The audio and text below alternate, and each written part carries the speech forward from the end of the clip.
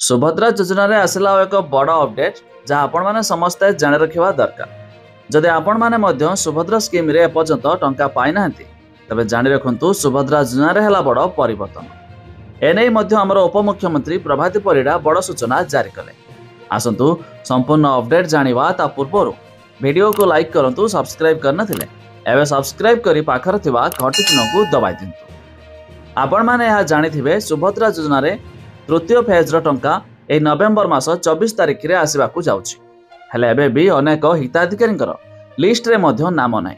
एमिति कि बहुत हिताधिकारी अंडर प्रोसेस रहिछि।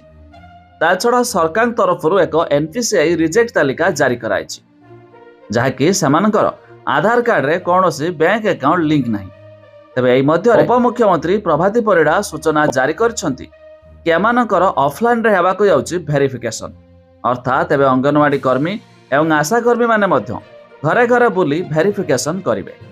तेबे जदि आपणकर लिस्ट रे नाम नाही, आपण सुभद्रा योजना रो बाद पड़िछंती, आपण ए पर्यंत टंका पाई नाहंती, तेबे जानि रखंतु एबे ऑफलाइन रे हेबो वेरिफिकेशन। अर्थात आपणकर घरे हेबो वेरिफिकेशन। आपण मानकर कोन रहिछि प्रॉब्लम, जाकि ऑफलाइन रे वेरिफिकेशन हेले ए प्रॉब्लम को मध्य सॉर्ट आउट करि हेबो, जा जरिया रे आपण माने समस्त मध्य सुभद्रा स्कीम अधीन रे पाई पारबे टंका।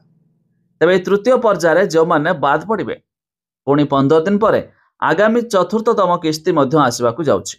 तेबे चतुर्थ किस्ती रे मध्य सेमाने टंका पाइबे। आ ए चतुर्थ किस्ती डिसेंबर पूर्वरु मिलियो बोली एहा मध्य बड़ सूचना रहिछि। आ जो माने प्रथम किस्ती रे टंका पाई सारचंती सेमानकू द्वितीय किस्ती मार्च 8 रे मध्य आसीबाकू जाउछि। तेबे अधिक जानिया पाई वेबसाइट रो लिंक आमे डिस्क्रिप्शन रे देइछु, आपण माने जाई मध्य चेक कर दियंतु।